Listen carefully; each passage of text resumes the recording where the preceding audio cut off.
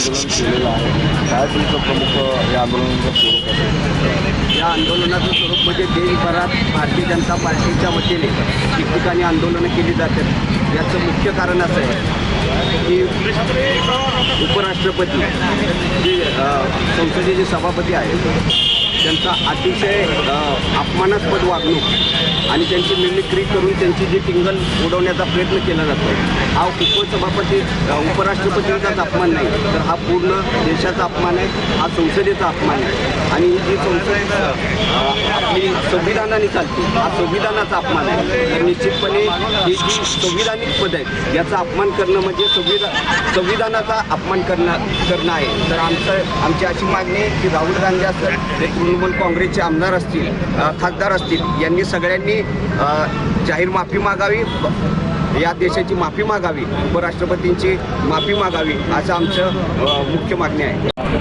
सहभाग आहे 143 खासदारांवर निलंबनाची कारवाई झाली, ती योग्य जी आहे? राज्यसभेमध्ये 5 वर्ष काम केलेलं आहे. राज्यसभेच्या आणि लोकसभेच्या या नियमावलीच्या बाहेर जाऊन शिस्तभंग करून जे वर्तन केलेलं आहे त्या वर्तनाच्या विरोधामध्ये सचिवालयाची असलेल्या नियमाच्या आधारे या सभागृहामध्ये गोंधळ करणाऱ्या खासदारांवर कारवाई करण्यात आलेली आहे.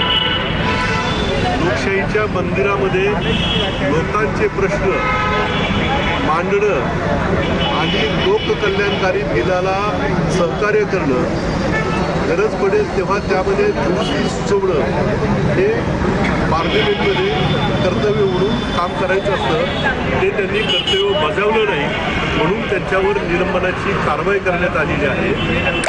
देशाचं उपराष्ट्रपतीपद हे संविधानिक 2 नंबरचं पद आहे. 1 नंबरचं राष्ट्रपतीचं पद आहे, 2 नंबरचं उपराष्ट्रपतीचं पद आहे आणि 3 नंबर पंतप्रधान पदाचं पद आहे. त्यामुळे या संविधानिक पदावर कर्तव्य बजावत असताना त्यांची टिंगलटवाळी करणं, तसं पाहिलं गेलं तर हा देशाचा अवमान आहे आणि देशाच्या संविधानिक पदाचा अवमान केल्यामुळे मिमिक्री करणाऱ्या खासदारांवर आणि त्यांना साथ देणाऱ्या राहुल गांधींवर राजद्रोहाचा गुन्हा दाखल करण्यात यावा अशी आमची मागणी आहे.